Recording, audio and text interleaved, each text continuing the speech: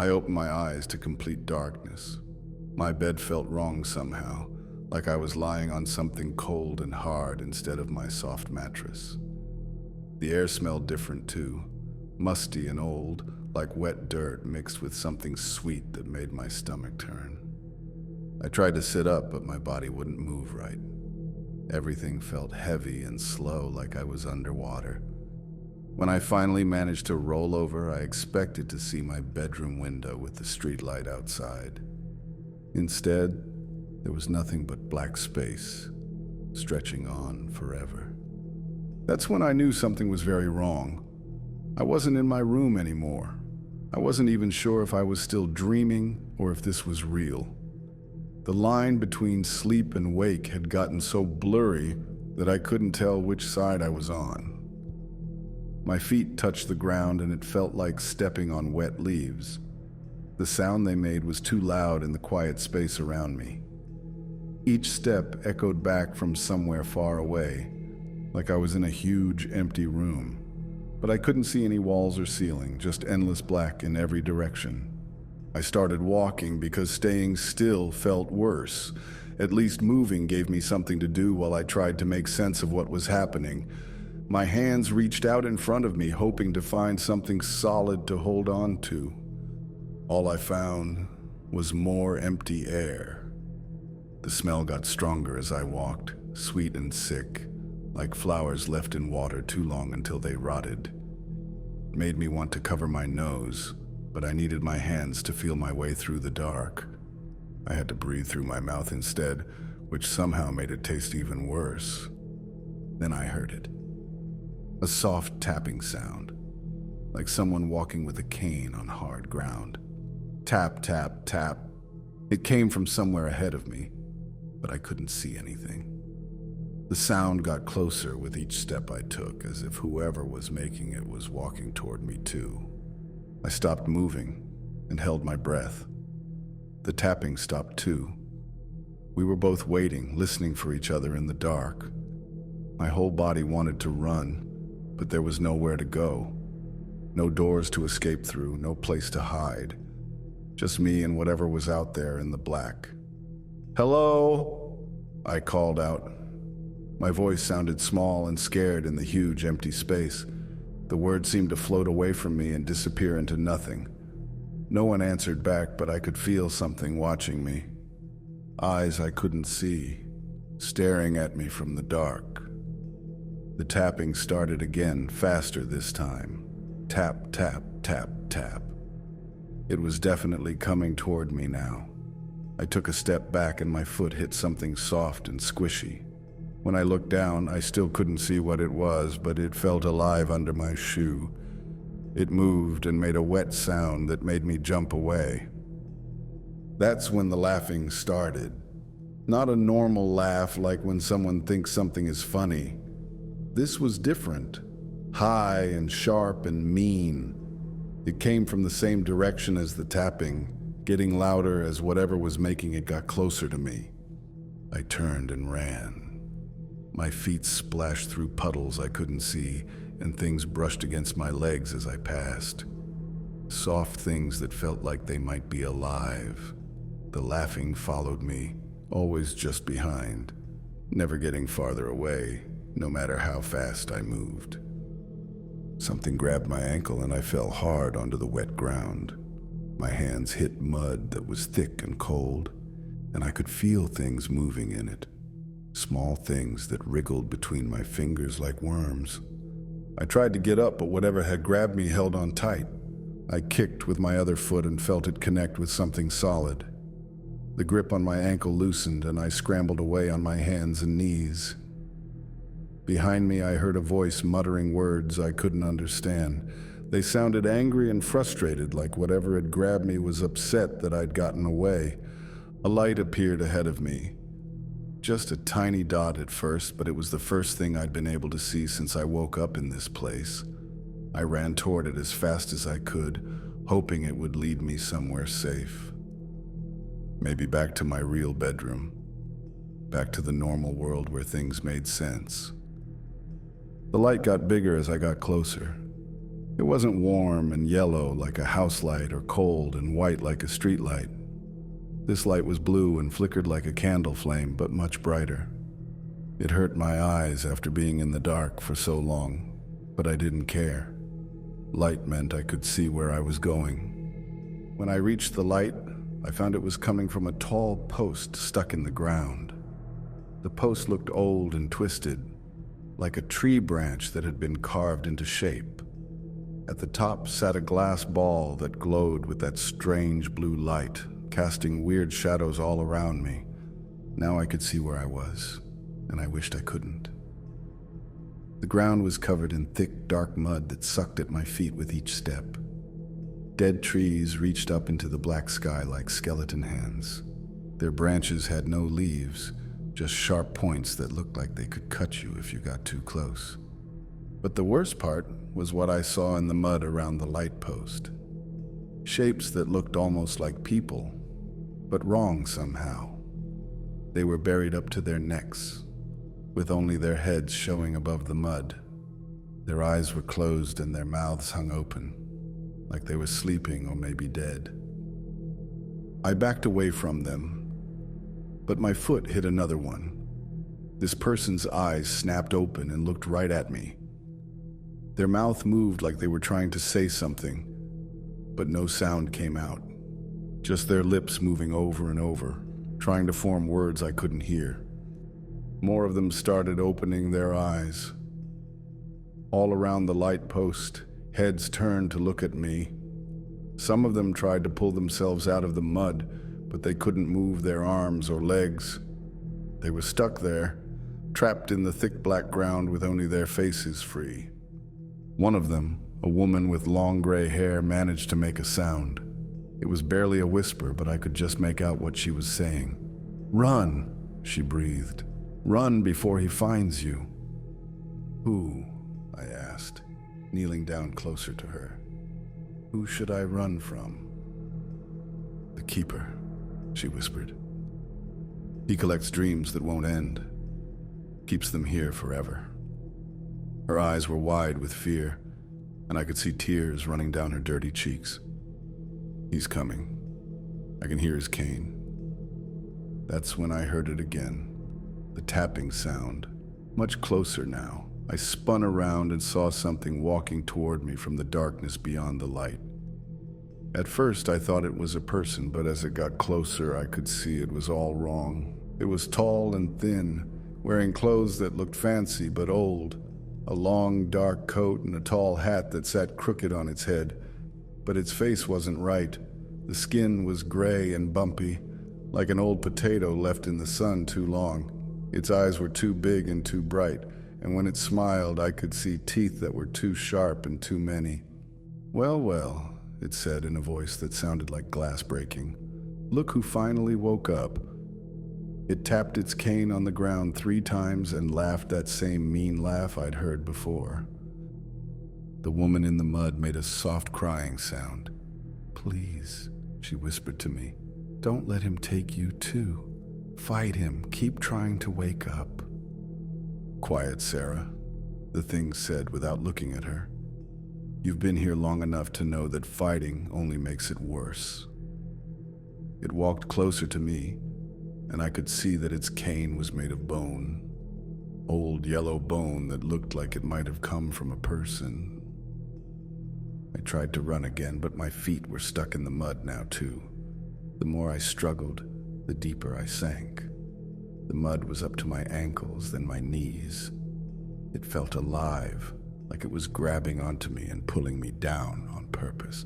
"Don't fight it," the thing in the hat said, walking closer. "Fighting just makes it worse. Ask them." It pointed its cane at the heads sticking out of the mud. They all turned to look at me again, their mouths still moving without sound. "What do you want?" I asked. My voice shook, but I tried to sound brave. The mud was up to my waist now, and I could feel it starting to squeeze around my chest. "Want?" The thing laughed again. "I don't want anything. You're the one who came here. You're the one who couldn't stay asleep." It walked in a circle around me, its cane tapping with each step. Most people have normal dreams. Nice, simple dreams that end when they wake up. But not you.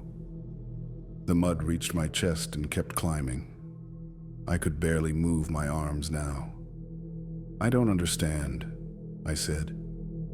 Where am I? How did I get here?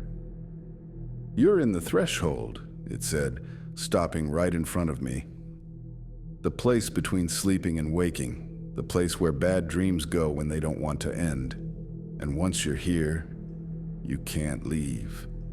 Its smile got wider, showing even more of those sharp teeth. That's not true, I said. But even as I said it, I wasn't sure. How long had I been here?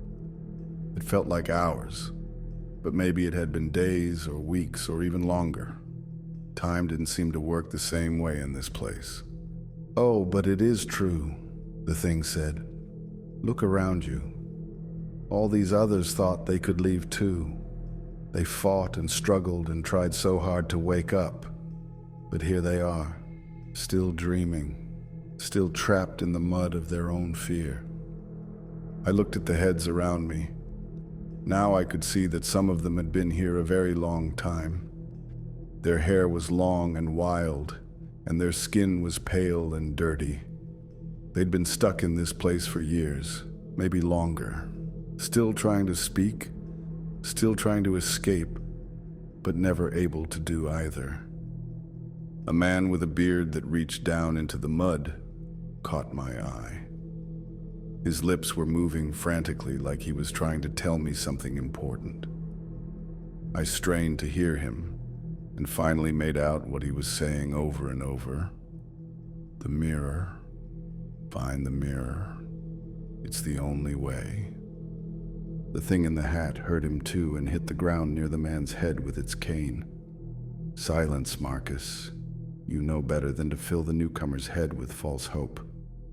But I could see worry in its two bright eyes. The mention of a mirror had bothered it. What mirror? I asked quickly, before the mud could rise any higher. It was almost to my neck now, and breathing was getting harder. There's no mirror, the thing said, but its voice had changed. It sounded less sure of itself. Just mud and darkness and me. That's all there is in the threshold. But Marcus kept moving his lips, and now other heads were doing the same. They were all saying the same word. Mirror, mirror, mirror. It was like a chant, growing stronger even though I could barely hear it. The thing in the hat got angry. It raised its cane high above its head and brought it down hard on the ground. The blue light from the post flickered, and all the heads in the mud suddenly went quiet. Their eyes closed and their mouths stopped moving like they'd been turned off. You're lying, I said, but my voice was getting weaker. The mud was up to my neck now, and it was getting hard to breathe. This is just a dream. I'll wake up soon and be back in my bed. The thing leaned down close to my face. Its breath smelled like old meat and made my eyes water. You already tried to wake up, remember? You opened your eyes in the dark. You sat up and looked around.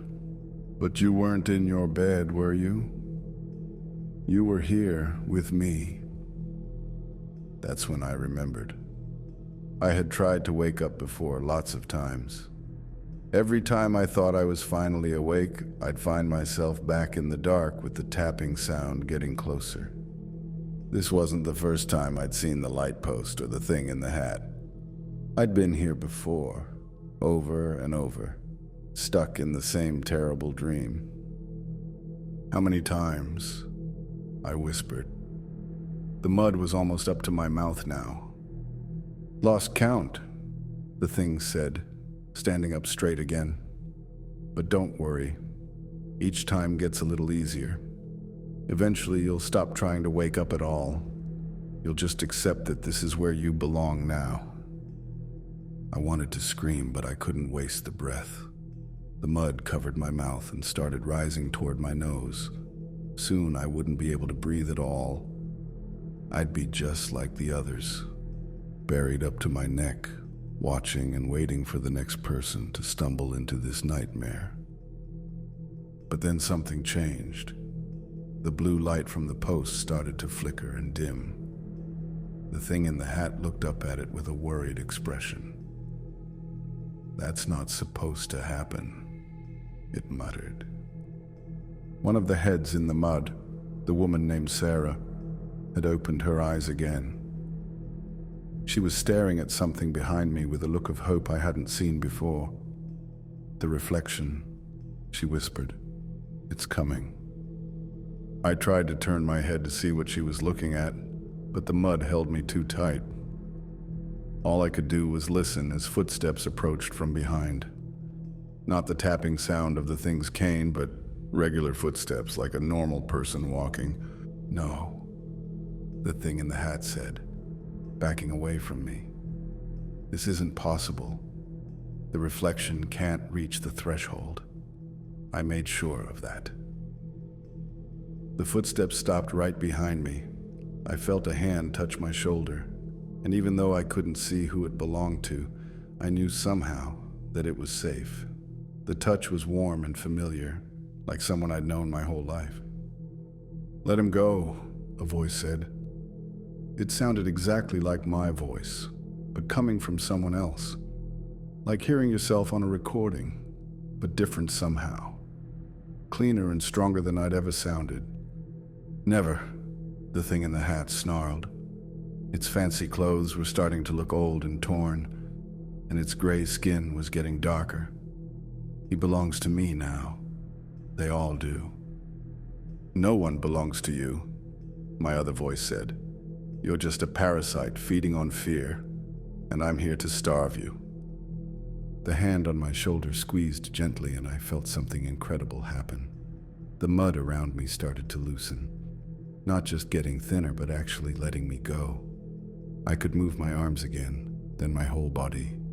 I pushed up with all my strength and broke free of the mud completely. When I turned around, I saw something that made my brain hurt to look at. It was me, but not me. Same face, same hair, same everything. But this version of me looked confident and unafraid. It was like seeing myself in a mirror, except this reflection had come to life. "Who are you?" I asked. "I'm your reflection," it said with my voice. "Every person has one. We live in mirrors and windows and any surface that can show your face back to you. Most of the time we just copy what you do, but sometimes when you're in real danger, we can act on our own." The thing in the hat was getting smaller. Not physically, but somehow less real, like it was fading away. "This isn't fair," it whined. "The rules say I can keep anyone who enters the threshold. The rules say they belong to me." "The rules changed," my reflection said. "When you got greedy and started taking too many people, the mirrors noticed. We don't like it when parasites like you hurt the people we're connected to." All around us, the heads in the mud were opening their eyes again. But now they looked different, hopeful instead of afraid. Sarah, the woman who tried to warn me, was actually smiling. "Can you free them too?" I asked my reflection. "I can try," it said. "But first, we need to get you out of here. This place is starting to collapse now that its power is broken." The blue light from the post went out completely, but this time there were other lights to replace it. Warm, yellow lights that looked like windows of houses far away. The dead trees around us started to have leaves again, and the mud under our feet turned into grass. "Come on," my reflection said, taking my hand. "Time to go home." We ran toward the warm lights in the distance. Behind us I could hear the thing screaming and cursing, but its voice was getting farther away. The tapping of its cane faded until I couldn't hear it anymore. As we ran, I saw something wonderful happening. The people who'd been trapped in the mud were pulling themselves out one by one. Sarah was already standing, helping an old man climb out of his muddy prison. Marcus, the bearded man who'd told me about the mirror, was free too, and hugging a woman who must have been his wife. How long were they stuck there? I asked my reflection as we ran. Some of them for years, it said. The thing in the hat collected nightmares from all over, keeping people trapped in their worst fears. But now that its power is broken, they can all go back to their real lives. The lights got bigger and brighter as we got closer. They really were windows of a house that looked familiar. It was my house, the one I lived in with my family. I could see my bedroom window on the second floor with my lamp still on beside my bed. But as we got closer to the house, my reflection started to slow down. I can't go much farther, it said. Reflections can't exist in the real world for long. We need mirrors or windows or water to live in. Then how will I get home? I asked. You don't need me for that part, it said, smiling with my face. You never did. The power to wake up was always inside you. I just helped you remember it. My reflection was getting fainter, like it was made of mist instead of solid stuff. But before I go, there's something you need to know. The thing in the hat isn't completely gone. It's weakened, maybe too weak to hurt anyone for a long time, but it's still out there, and it remembers you. What does that mean? I asked, but my reflection was almost invisible now. Be careful of mirrors for a while, it whispered. And if you ever see that hat again, don't try to be brave. Just run. Then it was gone, and I was standing alone in front of my house. I ran to the front door and pushed it open. Everything inside looked normal and safe. My mom's coat hanging on the hook by the door. My dad's shoes lined up neat and tidy. The smell of dinner still in the air from earlier that night. I ran up the stairs to my room as fast as I could. My bed was there with the covers thrown back like I'd just gotten out of it. My pillow still had the dent from where my head had been. Everything was exactly like I'd left it before the nightmare started. I jumped into bed and pulled the covers up to my chin. Maybe if I went back to sleep, I could have a normal dream this time. Maybe the nightmare was finally over and I could rest without being afraid. But as I closed my eyes, I heard something that made me freeze. A soft tapping sound coming from outside my window. Tap, tap, tap, getting closer. I opened my eyes and looked toward the window. At first I didn't see anything, just the normal view of my neighborhood at night. But then a shadow moved across the glass. Something tall and thin wearing a crooked hat. The tapping came again, but this time it was on my window. The thing from the nightmare was out there trying to get in. Its face pressed against the glass, those two big eyes staring right at me. Its mouth opened in that terrible smile, showing all those sharp teeth. You can't hide from me, it said, and even through the glass I could hear its voice perfectly. I told you, no one leaves. This is just another part of the dream. I wanted to run downstairs to get my parents, but I knew they wouldn't be there. This wasn't really my house. This was still the nightmare, just dressed up to look like home. The thing in the hat had followed me here, and now there was nowhere left to run. The window started to open by itself. Slowly at first, then faster. Cold air rushed into my room, bringing that sick, sweet smell with it. The thing climbed through the window like a spider, its long arms and legs bending in ways that didn't look natural. Nice try, it said, standing up to its full height in my bedroom. But you can't escape a dream by dreaming of somewhere else. That's not how it works. I jumped out of bed and ran for my bedroom door, but when I opened it, there was nothing but darkness on the other side. The rest of my house was gone, just my room floating in empty black space, with the thing in the hat standing between me and the only way out. "Shall we go back to the mud now?" it asked, walking toward me. "Or would you like to try running again? I do enjoy the chase." I backed up against my bedroom wall. There was nowhere left to go. The thing was right. I couldn't escape a nightmare by dreaming of something else. I was stuck here with it, playing its game over and over until I gave up trying to leave. But then I noticed something. My reflection in my bedroom mirror looked wrong. It wasn't copying what I was doing. While I stood against the wall, scared and trapped, my reflection was smiling. It waved at me like it was saying hello to an old friend. The thing in the hat saw me looking at the mirror and turned to see what I was staring at. When it saw my reflection acting on its own, its face changed.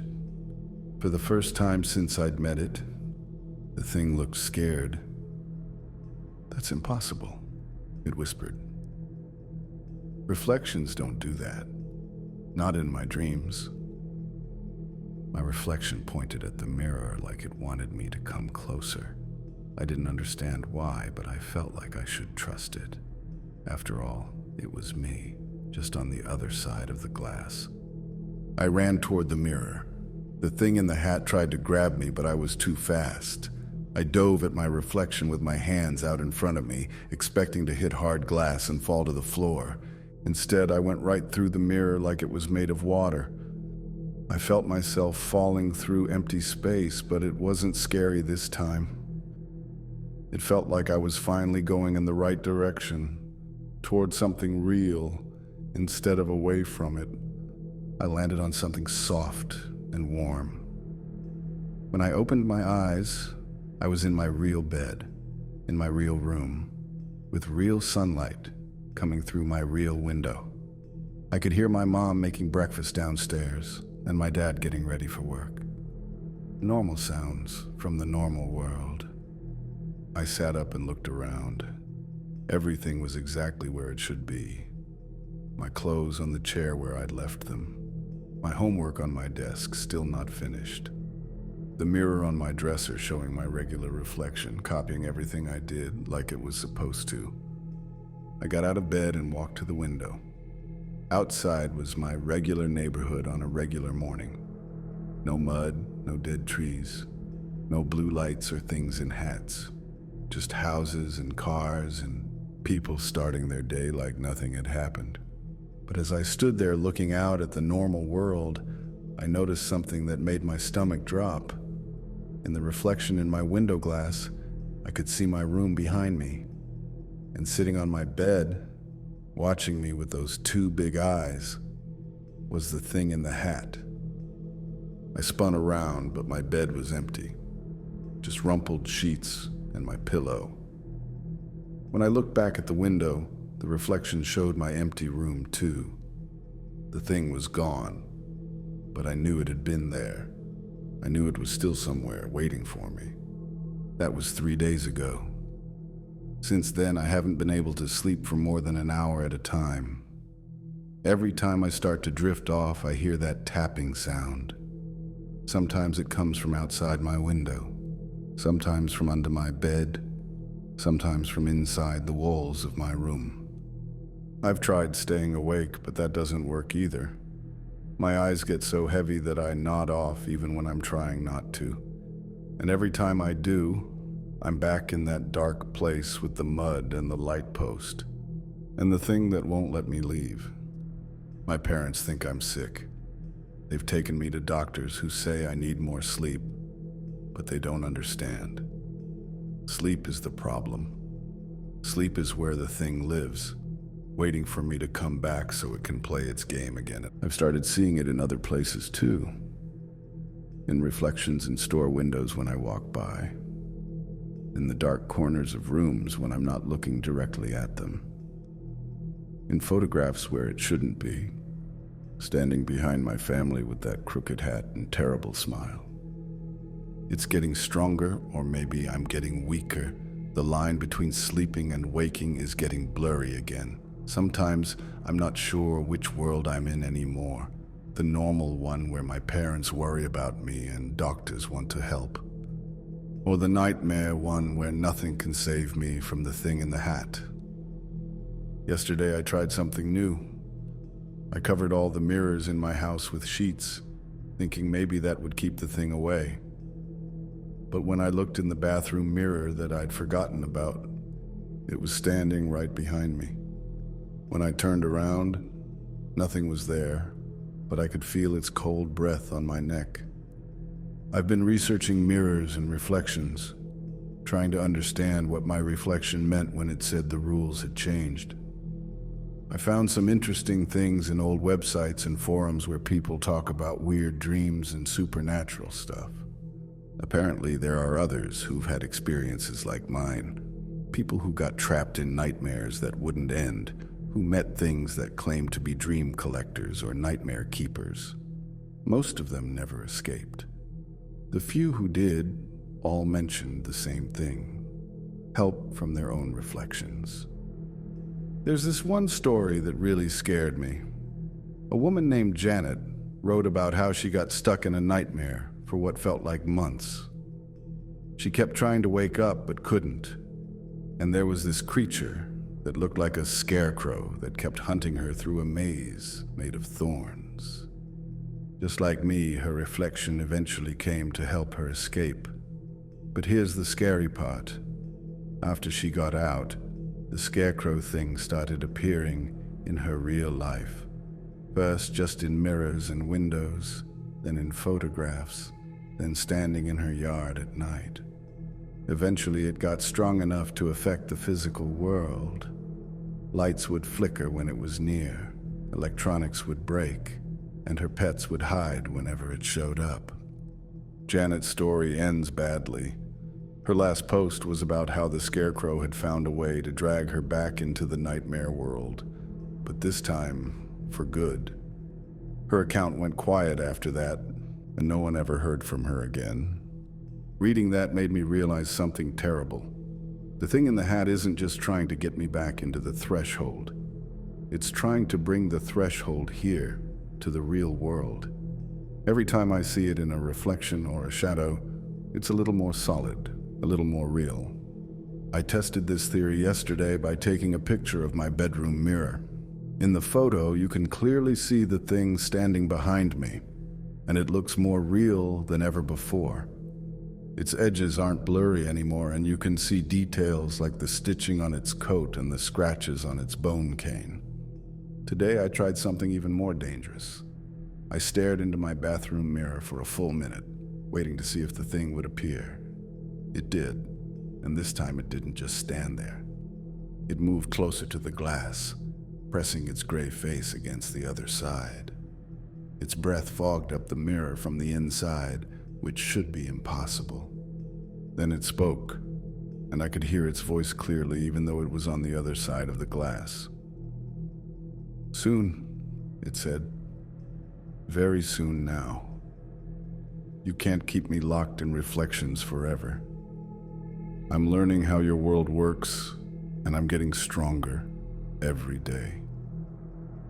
I ran from the bathroom, but I could hear it laughing behind me.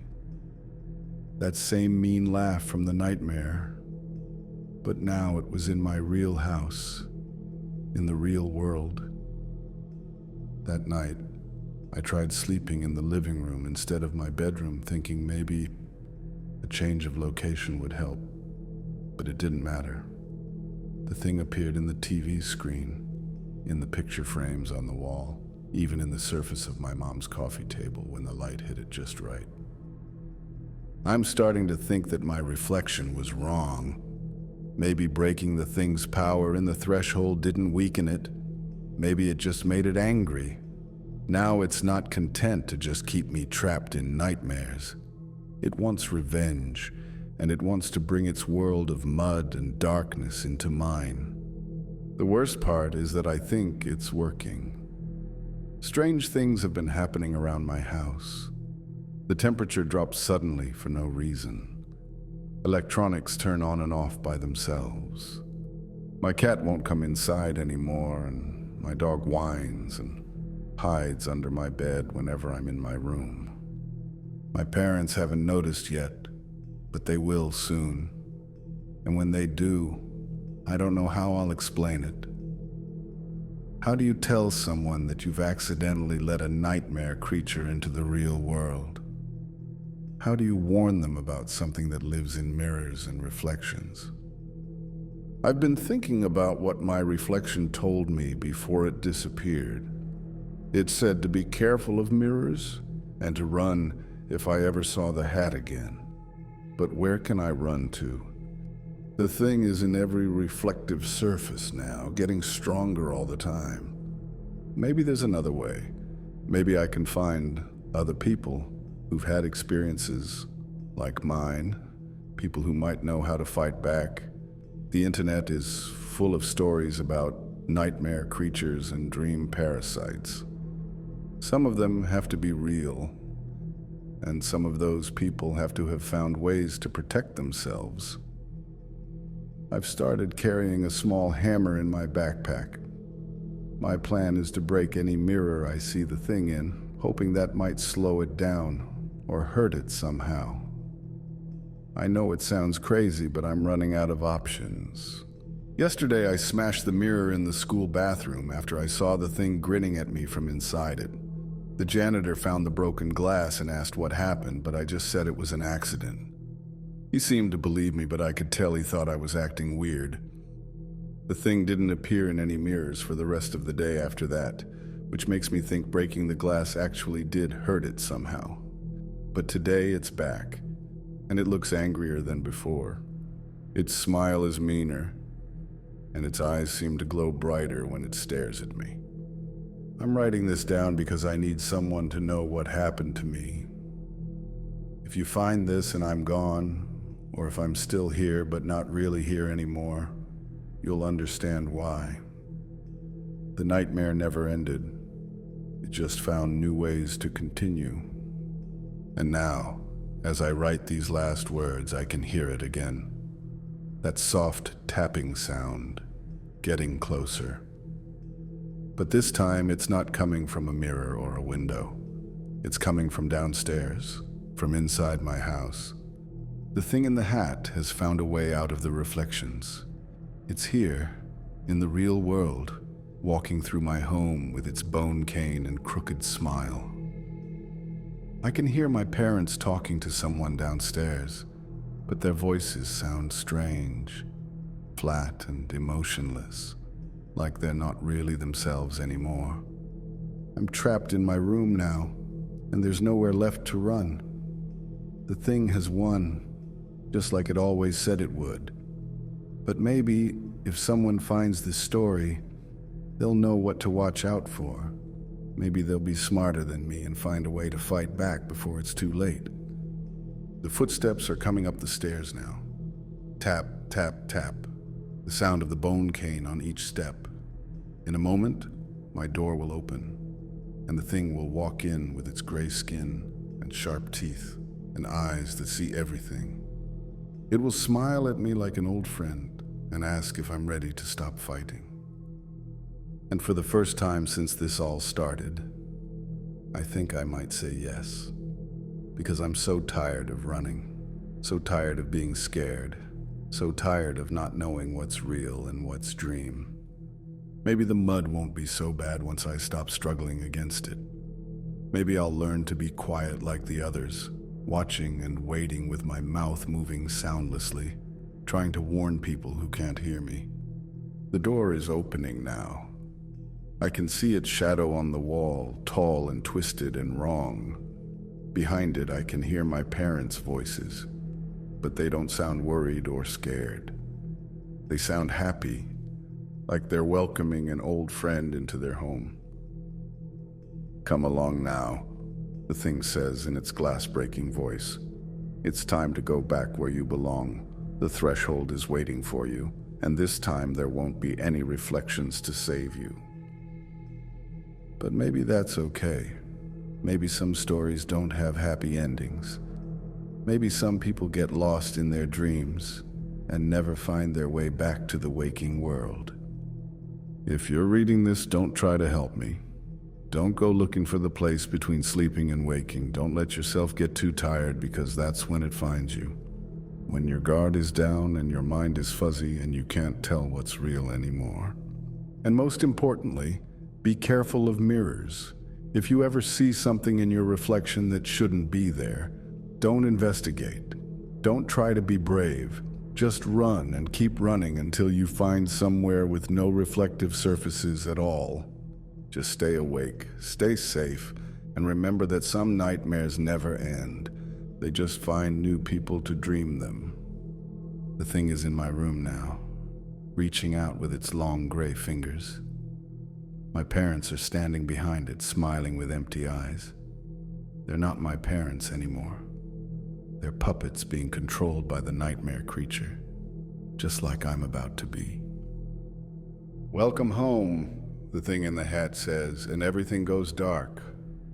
But even as I write this final sentence, even as the darkness closes in around me, I want you to know something important. Fighting back is possible. My reflection proved that when it saved me the first time. The mirrors noticed when the thing got too greedy, and they fought back. So maybe there's hope for others, even if there's none left for me. Maybe if enough people know the truth, maybe if enough reflections decide to fight, the nightmare creatures can be stopped for good.